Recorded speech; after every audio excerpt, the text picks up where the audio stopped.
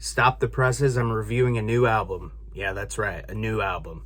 But it's from the Rolling Stones, and I'm gonna try not to do any crappy British impressions. So stay tuned. Next on Heels and Quads, Hackney Diamonds.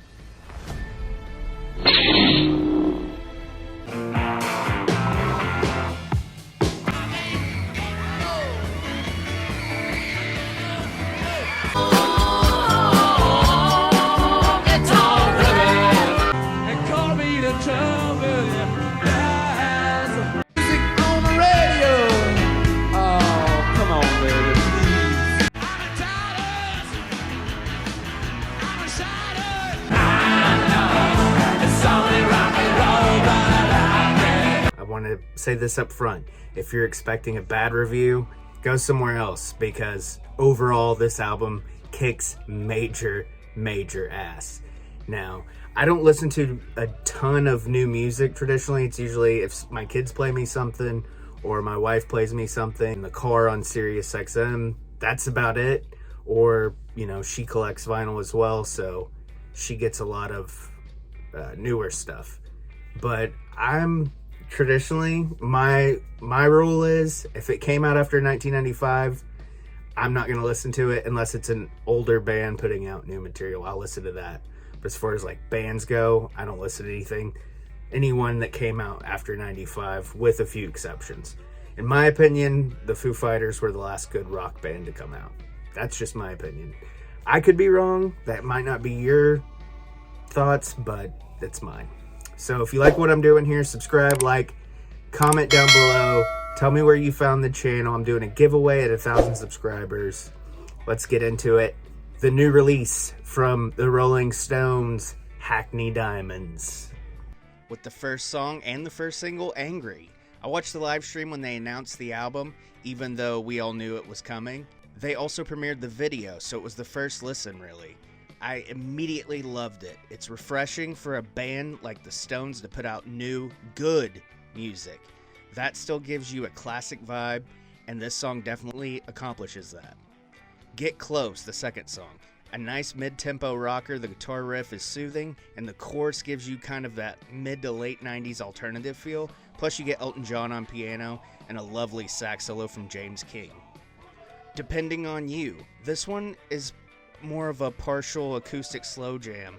It goes back to that singer-songwriter style and makes you remember how much of a badass song Angie was. Bite My Head Off. Love this song. I've read and watched several reviews in my research for my own review, and this gets a 50-50 split from most. It's cool having Sir Paul McCartney playing bass, distortion and all on a Stones track, but more than that, it's got a great Stones attitude amped up to a punk level. If I were to compare it to a song, I would say it's got bitch vibes. And it's got swears, so it gets my vote. Whole Wide World. This makes me feel like it's 80s, early 90s. That guitar riff almost sounds like Def Leppard, honestly. While some would consider this nostalgia, it's really not.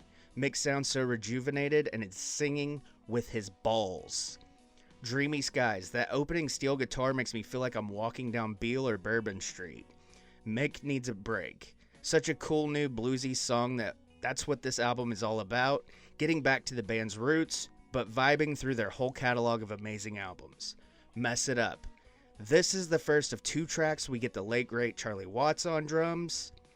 I always loved when Mick really emphasizes that ew on songs. He does that here, even though it comes across as a bit nasally. It's style, and Mick knows about style. Live by the Sword. This is really cool. But again, another song with a 50-50 split. I think it's got a great It's Only Rock and Roll vibe. And it's awesome not only having Charlie on drums, but Bill Wyman on bass. On top of that, Elton John is back tickling the ivory on this one. A little more noticeable than Get Close. Good way to send off Charlie. I think it's a fun track. Driving Me Too Hard. Mick's simple vocal delivery is really standing out on this track. A lot of times, it's almost like he's singing to a live crowd, even in the studio, which is a great mentality to have. But on this one, I feel like it's from his soul. Add that with Keith and Ronnie vibing out, and you have that classic Stone sound. Tell Me Straight. Keith's mandatory lead vocal track, which I'm fine with. He has a cool voice that's always got a cool Tom Petty Tom Waits, Bruce Springsteen style. It's singer-songwriter stuff, and this one is sure to get skipped by a lot of people, but I think it deserves a couple of listens. I mean, come on, it's Keith Richards. Sweet Sounds of Heaven. A lot of people will swear this one off right away with the inclusion of the sweet sounds of Lady Gaga. As someone whose wife absolutely loves her, I don't think everything she's done is good, but man, that girl can sing. Lady Gaga and Mick taking us to church on this one, and not to skip over the fact that Stevie Wonder is playing piano on this, which is good stuff. Rolling Stone Blues. This is going all the way back with this Muddy Waters cover. This is where the Stones got their name. When they got a gig, Keith or Mick was on the phone and they asked what the band was called, and they said Rolling Stones, because the copy of this song from Muddy Waters, the original, was laying on the floor, and that's the first thing they saw, so that's what they named the band. So it's pretty cool to include that here. This band is all about blues. They started off as a blues band. They started off doing blues covers, a lot like, you know, the Beatles with their covers of songs. That's where they got their start. So it's cool having them go back to their roots and do this song, especially since this is where they got their name again. I know a lot of people think that the Stones are just in it for the money at this point, Mick and Keith especially. But, man, this album overall, you can feel the fire in their bellies. Like, they're just ready to... It was like this was pent-up aggression. They needed to get this out. And like a lot of people were saying, if this is their last album, they're going out with a bang. Now, I was watching a Rick Beato video here on YouTube not too long ago, and he was talking about older bands that are becoming less relevant and how generations coming up are going to forget a lot of these bands. Now, I find it hard to believe that kids won't know who the Rolling Stones are. Future generations won't know who the Rolling Stones are because they're such a prominent band in history.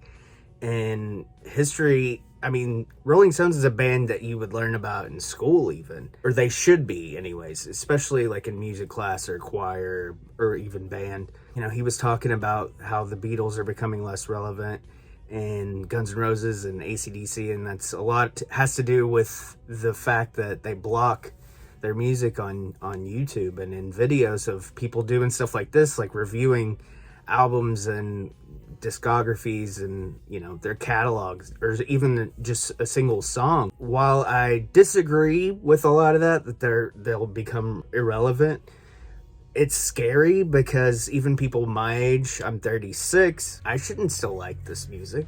I should be listening to what my kids are listening to, I guess, but that's not who I am.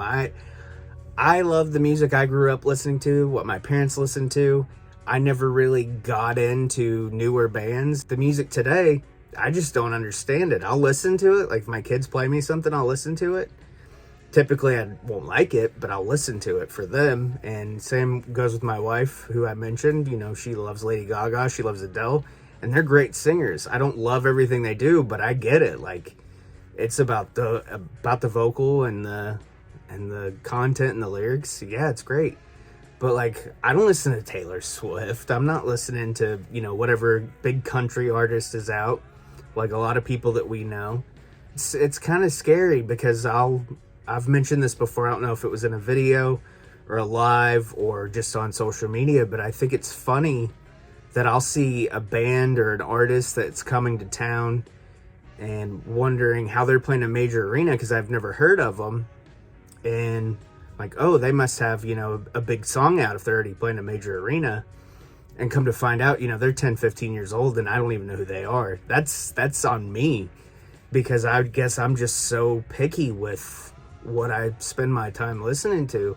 And maybe that's a good thing. Maybe it's good that I'm not giving up on these, you know, quote unquote nostalgia acts, because that's what I love. If I'm gonna spend an hour listening to an album, it better be something I damn well love, because an hour these days are precious. I mean, especially here on YouTube. I mean, you can hardly get somebody to watch a minute short these days, let alone, you know, let's sit down and listen to something for an hour or watch something for an hour.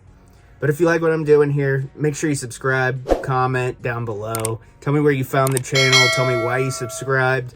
And at 1,000 subscribers, I'm doing a giveaway. At the time of recording this video, we're at 850, I believe. So at the rate we're going, 1,000 is just right around the corner. If you are watching this later on and missed out, I apologize. We'll do more giveaways for other milestone marks we hit subscriber-wise. But I appreciate everybody watching. I hope you enjoy this album as much as I did. If you haven't listened yet, check out Hackney Diamonds from the Rolling Stones. It's fantastic. I cannot give this album enough props for being so good. And I am so happy that a classic rock band like the Rolling Stones is putting out something so good, especially, 6 decades into their career. It's pretty phenomenal. I mean, these guys are 80. Mick's 80. Keith turns 80, I believe, in December. So it's wild. But they've still got that fire, and this album shows that. But again, thanks for watching, and I'll see you next time.